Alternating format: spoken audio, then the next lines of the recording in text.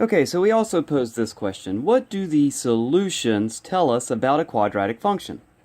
Well, the solutions, they're also called the roots of these quadratic functions. They tell us the input values, the x values of that equation that give us an output or a y value of 0. Okay, so for any function where you're looking at these x values that give you a y value of 0, that's the x-intercepts. Okay, so the solutions or roots of a quadratic function tells us the x-intercepts of that equation, whatever equation you have set equal to 0. Now, why do we have two of them? Why do we have two x-intercepts or two solutions to these? Well, we have to go back and we have to think about the shape of a quadratic function, if we can remember. Okay, so we're going to look at this x squared minus 4 is equal to 0. And let's go ahead and let's find the solutions or the roots for this equation. All right, so this is a difference of two squares. We have to know the pattern, and the pattern tells us that this thing will factor into the square root of the first term plus the square root of the last term, the square root of the first term minus the square root of the last term. And this is equal to 0.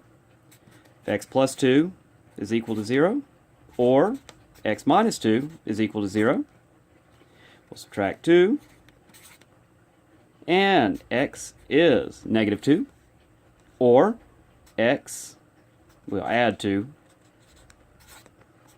x is positive 2. Okay, so these are the two roots, the two solutions, the two x-intercepts. All right, so can we graph it? Well, yeah, we can. We can kind of graph this thing. Okay, so here's a coordinate plane. We know our x-intercepts are where x is equal to negative 2 and where x is equal to positive 2. Okay, so maybe we want a few other points. Okay, how do we find a few other points? Well, just set up a t-chart. X, y.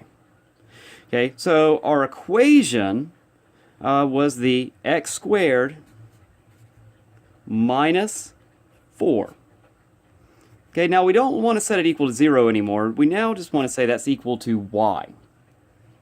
Okay, now we do know we can know a couple of points. We know here when x is negative 2, that's an x-intercept. Okay, so where we have an x-intercept, the y value is 0. All right, we also know that we have an x-intercept at positive 2. Okay, so positive 2 also has a y value of 0.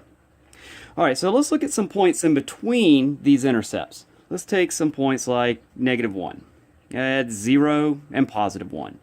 And we'll evaluate our function for these points. What we have to do is take these values, plug them into our equation for x, and evaluate. So at negative 1, let's see, we have negative 1 squared minus 4.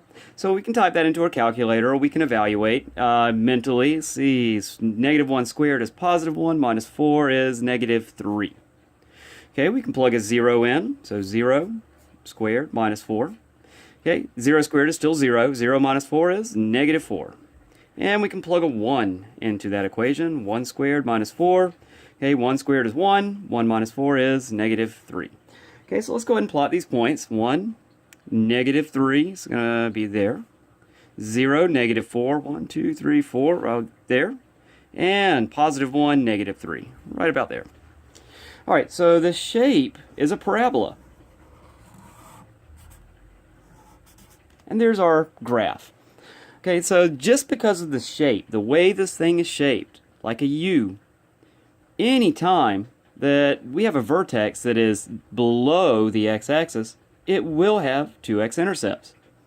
Okay, and we could also say that if we reflect this over the x-axis, say it was pointing down instead of up, anytime the vertex was above the x-axis, we would also have two x-intercepts.